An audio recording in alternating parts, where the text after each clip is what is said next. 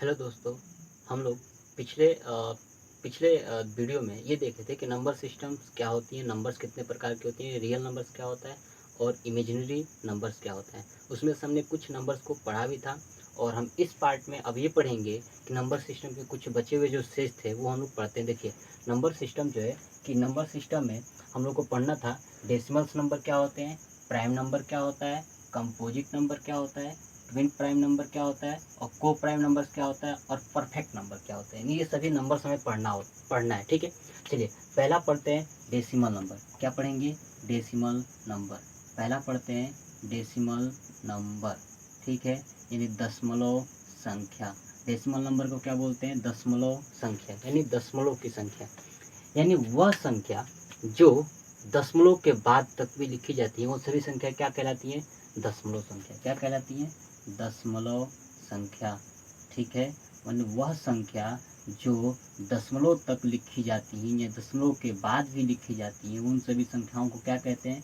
दशमलव संख्या। ठीक है, अब दशमलव संख्या यानी दशमलव नंबर जो है कि तीन टाइप्स के होते हैं। एक होता है टर्मिनेटिंग, ठीक है, दूसरा होता है रिपीटिंग, तीसरा होता है नॉन रिपीटिंग। चलिए पहला देखते हैं टर्मिनेटिंग। ठीक है, टर्मिनेटिंग। टर्मिनेटिंग टर्मिनेटिंग नंबर क्या होता है? यानी वह नंबर, ध्यान सुनिएगा, यानी वह दशमलव की संख्या जो दशमलव के बाद, है ना, दशमलव के बाद वो रुक जाए, दशमलव के कुछ दूरी तक जाने के बाद क्या हो जाए? एक डिजिट, दो डिजिट, तीन डिजिट क्या हो जाए उसके बाद रुक जाती हैं, वो सभी संख्या क्या होती है? Terminating number. यानी टर्मिनेटिंग नंबर्स क्या होती हैं? यानी वह नंबर्स जो दशमलव के बाद कुछ अंकों तक ही गई होती हैं वो सभी क्या कहलाती है? Terminating numbers. जैसे मैं आपको एक एग्जांपल लिख रहा हूँ, जैसे 6.421। आपको दिख रहा है कि 4 to 1 के बाद कोई भी संख्या आगे नहीं जा रही है, इसका मतलब क्या है? ये टर्मिनेटिंग नंबर्स। ऐसे ही 7.21, तो आपको दिख रहा है कि 7.21 भी क्या है? टर्मिनेटिंग नंबर्स है। ठीक है, तो ये थी हमारी टर्मिनेटिंग नंबर्स। नेक्स्ट आते हैं रिपीटिंग। ठीक है, नेक्स्ट आते हैं रिपीटिंग। चलिए रिपीटिंग देखते हैं कि रिपीटिंग क्या होता है। चलिए रिपीटिंग क्या होती है? यानी वह संख्या, ध्यान सुनिएगा, वह संख्या जो दशमलव के बाद रिपीट होती जा रही है उन संख्याओं को रिपीटिंग नंबर कहते हैं। यानी वह संख्या जो दशमलव के बाद क्या होती जाती है? रिपीट होती जाती है, उन सभी संख्याओं को क्या कहते हैं? रिपीटिंग संख्या। जैसे देखिए 9.212121 डॉट डॉट। आपको दिख रहा है कि इसमें इस संख्या में 212121 और इन दो वन की 2121 की क्या हो रही है? रिपीटिंग हो रही है, यानी बार बार ये संख्या क्या हो रही है? आ रही है, यानी दशमलव के बाद। ठीक है, यानी वह संख्या जो दशमलव में हो लेकिन वो संख्या बार बार क्या होती रहे? रिपीट होती हो, तो वो संख्या क्या कहलाती है? रिपीटिंग संख्या। जैसे और लिखते हैं 4.621621621 डॉट। यानी हमें दिख रहा है कि यहाँ पे किस संख्या का रिपीट ज़्यादा हो रहा है? तो 621 का, 621 ठीक है, तो ये सभी क्या होती है? रिपीटिंग संख्या। ठीक है, इसके पहले हम लोग देखे थे टर्मिनेटिंग संख्या। ये टर्मिनेटिंग संख्या क्या होती है? ये टर्मिनेटिंग नंबर्स क्या होते हैं? जिनमें रिपीट बिल्कुल नहीं होता है, यानी एक समय तक वो एंड हो जाती है। लेकिन रिपीटिंग संख्या वो एंड नहीं होती, वो रिपीट होती जाती है। ठीक है, अब आते हैं नॉन रिपीटिंग। क्या होता है नेक्स्ट?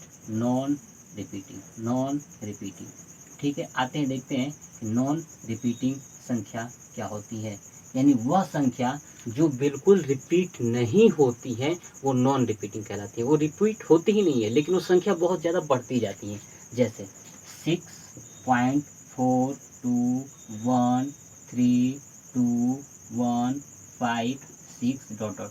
यानी ऐसी संख्या जो न रिपीट हो रही है, ठीक है, और बढ़ते ही जा रही है, उन सभी संख्याओं को क्या कहते हैं? नॉन रिपीटिंग संख्या। जैसे मैं और एग्जांपल लिख रहा हूँ 7.21234 डॉट डॉट डॉट करके। यानी ऐसी संख्या जो क्या हो? रिपीट भी ना हो, ठीक, ठीक है, मतलब कि वो रिपीटिंग हो, मतलब दोबारा रिपीट ना हो लेकिन वो संख्याएं बढ़ती जाती हैं, ऐसी संख्या क्या कहलाती हैं? नॉन रिपीटिंग संख्या।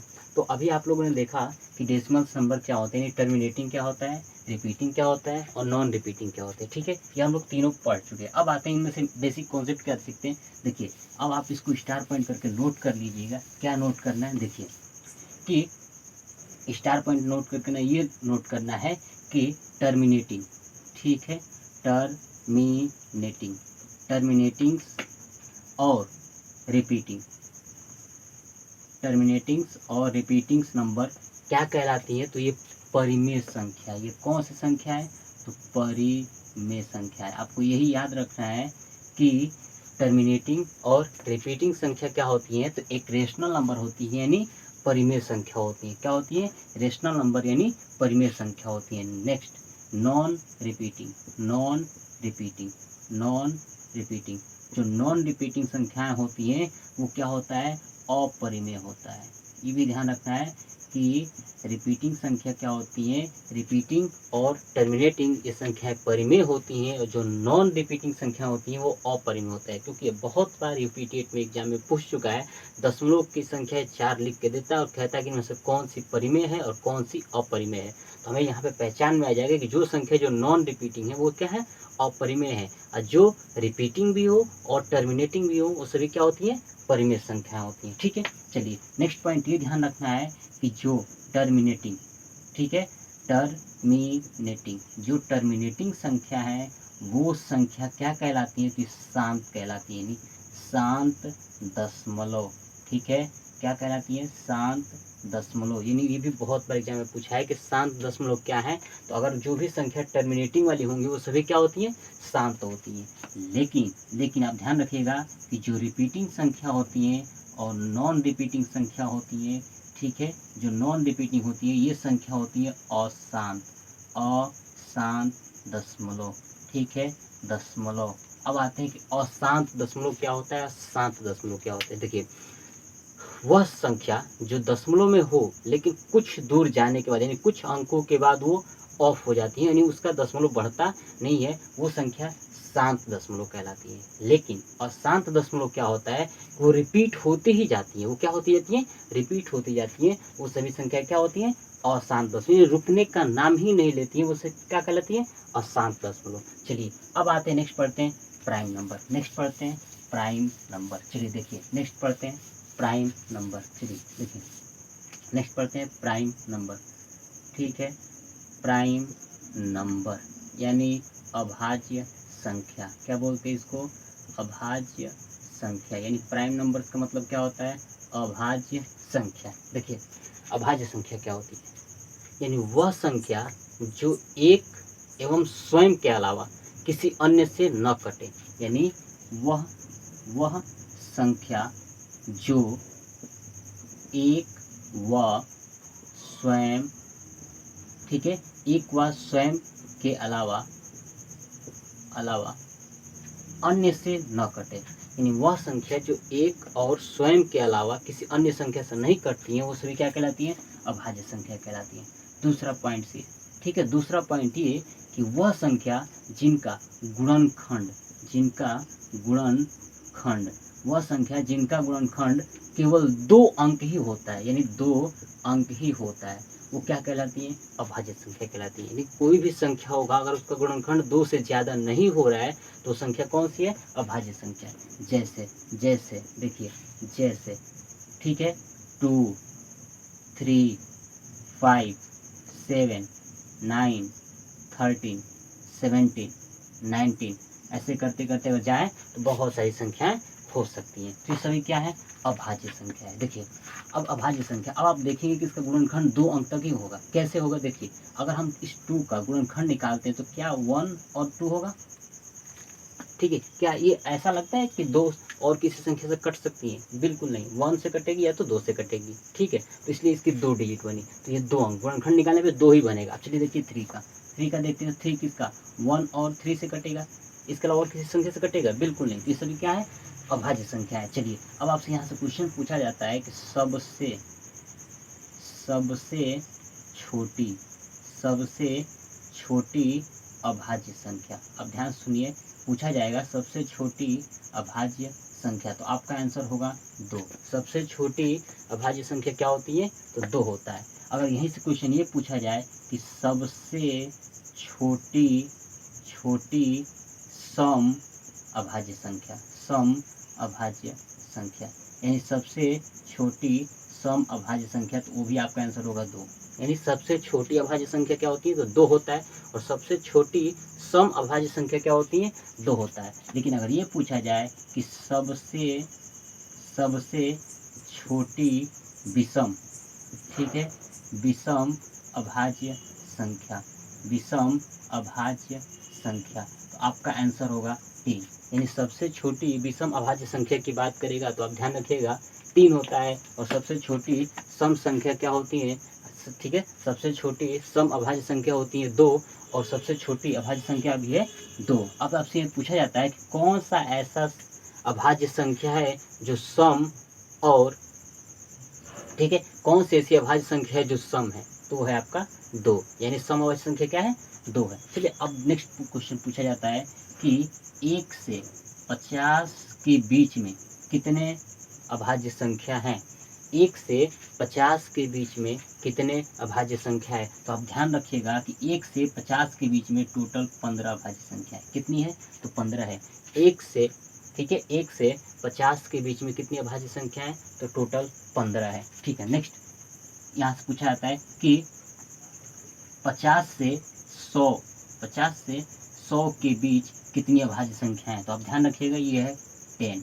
1 से 50 के बीच कितनी अभाज्य संख्या है, तो 15, और 50 से 100 के बीच कितनी अभाज्य संख्या है, वो है 10। अब पूछा जाएगा कि 1 से 100 के बीच कितनी अभाज्य संख्या है, 1 से 100 के बीच कितनी अभाज्य संख्या है, तो इन दोनों को ऐड कर दीजिए, हो जाएगा 25।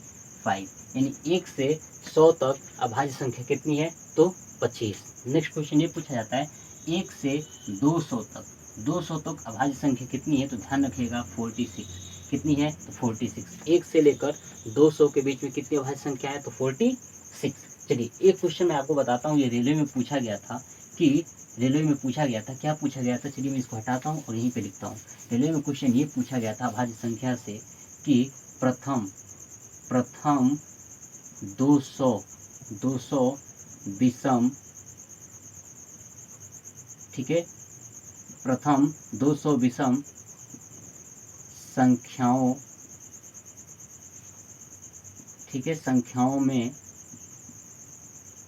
कितने अभाज्य संख्या हैं, कितने अभाज्य संख्या हैं। अब ध्यान से सुनिएगा, ठीक है, पूछा गया है रेलवे में कि प्रथम 200 विषम संख्याओं में कितने अभाज्य संख्या हैं। आप खुद बताइए कि 1 से 200 तक कितनी अभाज्य संख्या थी टोटल, तो हमको पता है कि 46 है। कितनी है, 46। अब आप ध्यान से देखिए अभाज्य संख्या स्टार्ट कहाँ से होती है, तो 2, 3, 5, 7 डॉट डॉट। आपको दिख रहा है कि ये एक ऐसी संख्या है जो अभाज्य होने के साथ साथ क्या है, तो सम भी है। ठीक है, अभाज्य होने के साथ साथ क्या है, तो सम है। लेकिन क्वेश्चन में क्या पूछा है, प्रथम 200 विषम संख्याओं का, तो आप क्या करिए, सम संख्या एक आ रहा है ना, यानी दो तो है लेकिन कितनी डिजिट है, एक डिजिट है, तो आप इसमें से क्या करिए, एक माइनस कर दीजिए, कितना हो जाएगा, 45। तो अब ध्यान रखिए तो प्रथम 200 विषम संख्याओं में कितने अभाज्य संख्या है, तो 45। तो ये थी हमारा प्राइम नंबर्स यानी अभाज्य संख्याएं। अभाज्य संख्या इतनी क्वेश्चंस इसमें पूछी जाती हैं कि अभाज्य संख्या क्या होती है, कौन कौन सी होती है। ठीक है, नेक्स्ट क्वेश्चन यहाँ से ये पूछा जाता है अभाज्य संख्या से कि बताइए कि क्रमागत यानी क्रम से, क्रम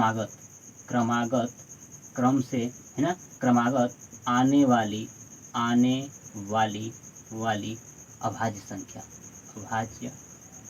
अभाज्य संख्या यानी क्रम से आने वाली अभाज्य संख्या कौन सी है। तो आप ध्यान रखिएगा, देखिए क्रम से आने का मतलब ये नहीं होता है कि 3, 4, 5 ऐसे आए। क्रम से आने का मतलब ये भी होता है कि उनके बीच का अंतर समान हो। जैसे आप देखिए 3, 5, 7 ये ऐसी संख्या है जो बिल्कुल इनके अंतर समान है, यानी 2 का अंतर, इसमें भी 2 का अंतर है। तो क्या है, क्रम से आने वाली अभाज्य संख्या है। तो ध्यान रखिएगा क्रम से आने वाली अभाज्य संख्या कौन कौन सी है, 3, 5, 7। चलिए नेक्स्ट पॉइंट ये याद रखिएगा कि 2 और 3 को छोड़कर, 2 और 3 को छोड़कर, यानी 2 और 3 को छोड़कर जितनी भी अभाज्य संख्या हैं सभी एक रूल फॉलो करती हैं जो 6x प्लस माइनस 1।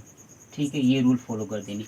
2 और 3 को छोड़कर जितनी भी अभाज्य संख्याएं सभी 6x प्लस माइनस 1 का नियम फॉलो करती हैं। अब बात आती है कि 6x प्लस माइनस 1 का क्या होता है नियम का मतलब। आप ध्यान से देखिए क्या आपको दिख रहा है कि 7 क्या है, एक अभाज्य संख्या है 7। अब बताइए 7 कहाँ से आया होगा, तो अब ध्यान से सुनिए 7 कैसे आएगा। यहाँ पे x का मान कोई ना कोई रखा गया होगा। चलिए मैं x बराबर मान लेता हूँ 1, तो क्या होगा 6 मल्टीप्लाई 1 प्लस माइनस 1।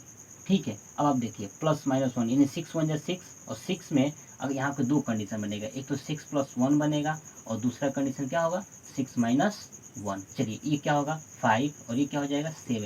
यानी हमको दिख रहा है कि 5 और 7 क्या होती है, अभाज्य संख्या है कि नहीं है। देखिए 5 और 7 क्या है, अभाज्य संख्या है कि नहीं है। तो हम ये देख सकते हैं कि जितनी भी अभाज्य संख्याएं हैं वो 6x प्लस माइनस 1 का रूल फॉलो करती है। तो ये थी हमारी अभाज्य संख्या। चलिए नेक्स्ट हम लोग पढ़ते हैं।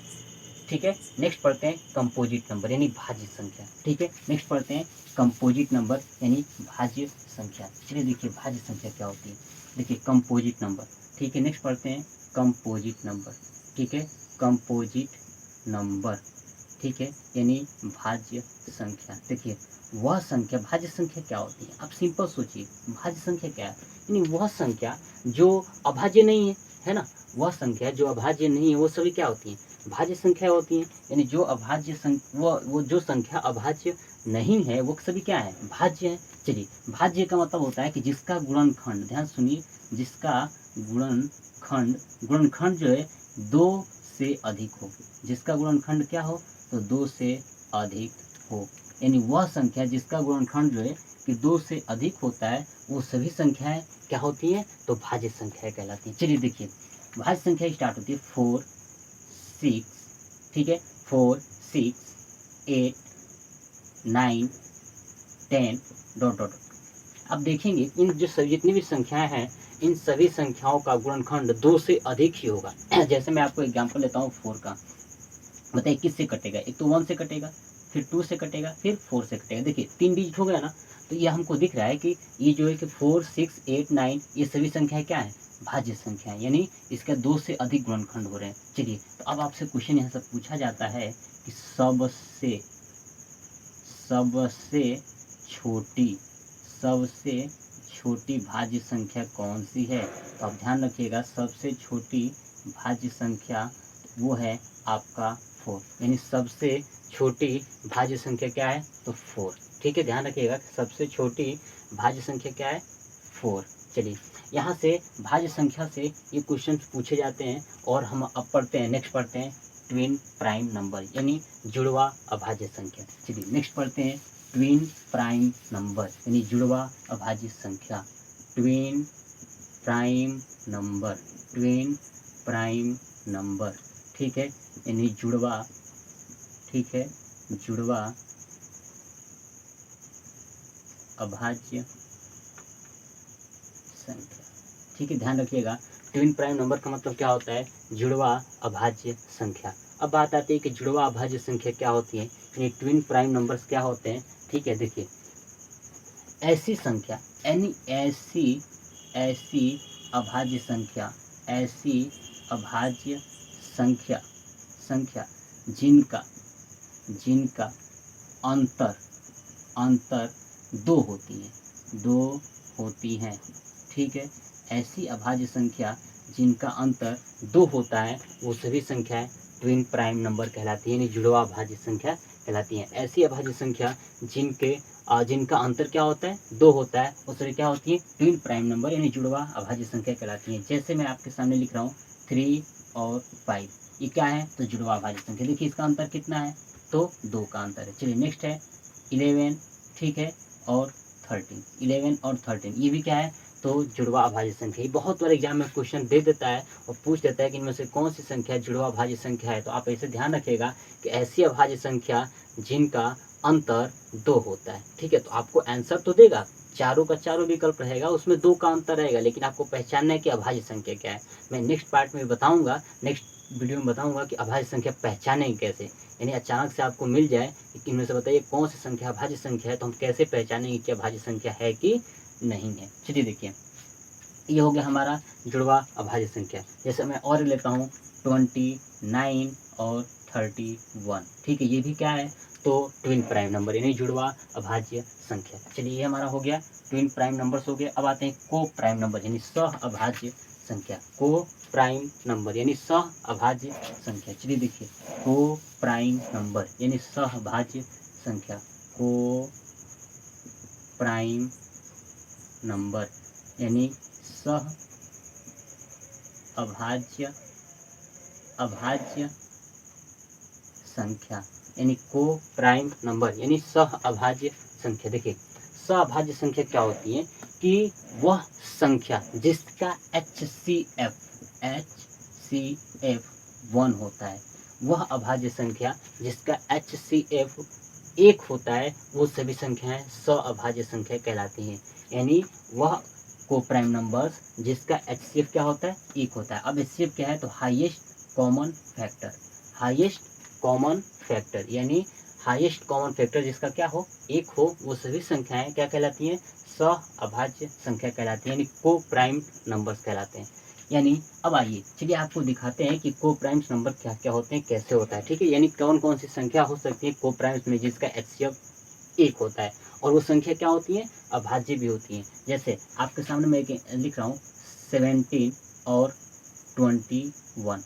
ठीक है, 17 और 21। अब ध्यान से देखिए, ठीक है, हमें दिख रहा है कि 21 तो अभाज्य नहीं है, लेकिन आप ध्यान रखिए 21 अभाज्य नहीं है, बिल्कुल नहीं है। लेकिन अगर इन दोनों का HCF निकाला जाए तो क्या आएगा, इन दोनों का HCF क्या आएगा, तो आप ध्यान रखिए दोनों का HCF क्या आएगा, तो 1 आएगा। इसलिए इसको बोलते हैं सह अभाज्य संख्या। अगर हम इसका HCF निकालते हैं तो क्या आएगा, 1 आएगा। ठीक है, तो क्या है, सह अभाज्य संख्या। जैसे मैं आपके सामने एक और लिख रहा हूँ 3 और 7। अब बताइए ये क्या है, अगर हम इसका HCF निकालते हैं, HCF निकालते हैं तो क्या आएगा, 1 आएगा। ठीक है, HCF क्या आएगा, तो 1 आएगा। मैं आपको नेक्स्ट पार्ट में जब HCF LCM पढ़ाऊंगा तो वहाँ पे बताऊंगा कि HCF कैसे निकालते हैं, LCM कैसे निकालते हैं। बट अब यहाँ ध्यान रखिए कभी क्या है, अब वीडियो के साथ बने रहिएगा। ठीक है, देखिए तो ये क्या है, को प्राइम नंबर यानी सह अभाज्य संख्याएं, यानी वह संख्या यानी वह अभाज्य संख्या जिसका HCF 1 होता है, वो सभी संख्याएं ठीक है क्या कहलाती हैं, सह अभाज्य संख्या कहलाती हैं। चलिए नेक्स्ट पढ़ते हैं। अब हम लोग को प्राइम हो गया, अब नेक्स्ट पढ़ते हैं परफेक्ट नंबर यानी परिपूर्ण संख्या। चलिए देखिए, परफेक्ट नंबर यानी परफेक्ट नंबर। ठीक है, परफेक्ट परफेक्ट नंबर यानी परिपूर्ण संख्या, परफेक्ट नंबर। देखिए परफेक्ट नंबर क्या होता है, यानी परिपूर्ण संख्या क्या होती है। ठीक, देखिए ऐसी संख्या, परफेक्ट नंबर क्या होती है कि ऐसी संख्या जिनका गुणनखंड निकाला जाए और उन गुणनखंडों को योग किया जाए तो उस संख्या के बराबर होगा। यानी ऐसी संख्या जिनका गुणनखंड निकालने के बाद उनको जोड़ दिया जाए तो अपने संख्या के बराबर होंगी, ऐसे संख्या को परफेक्ट नंबर कहते हैं, यानी परिपूर्ण संख्या कहते हैं। ठीक है, परिपूर्ण संख्या कहते हैं। जैसे जैसे मैं आपके सामने लिख रहा हूँ कि कौन कौन सी संख्या है, तो आपको एग्जाम्पल में याद रखना है। ठीक है, 6, 28। अगर आपसे पूछा जाए कि सबसे सबसे छोटी सबसे छोटी परिपूर्ण संख्या, परिपूर्ण संख्या कौन सी है, तो आप ध्यान रखिएगा 6। अगर ये भी पूछा जाए कि एक अंक की सबसे छोटी परिपूर्ण संख्या क्या है, तो है 6। एक अंक की सबसे छोटी परिपूर्ण संख्या क्या है, तो 6। अगर ये पूछा जाए कि सबसे छोटी परिपूर्ण संख्या क्या है, तो फिर भी आंसर होगा क्या होगा, 6। अगर आपसे ये पूछा जाए कि 2 अंकों की सबसे छोटी परिपूर्ण संख्या, कितने अंकों की, ये 1 अंकों की है और 2 अंकों की। आपसे पूछा जाए कि 2 अंकों की सबसे 2 अंकों की सबसे छोटी परिपूर्ण संख्या तो क्या होगी, आपको ध्यान रखना है कि 28। अगर आपसे पूछा जाए कि 2 अंकों की सबसे छोटी ठीक है परिपूर्ण संख्या कौन सी है, तो वो है 28। अब अगर आपसे पूछते हैं कि 3 अंकों की, ठीक है 3 अंकों की, ध्यान से सुनिएगा, अगर आपसे पूछा जाए कि 3 अंकों की सबसे छोटी परिपूर्ण संख्या क्या है, तो वो है 496 496 यानी 496। यानी सबसे छोटी परिपूर्ण संख्या क्या है, तो है 6 है। और 2 अंकों की सबसे छोटी परिपूर्ण संख्या क्या है, 28 है। 3 अंकों की सबसे छोटी परिपूर्ण संख्या क्या है, तो 496।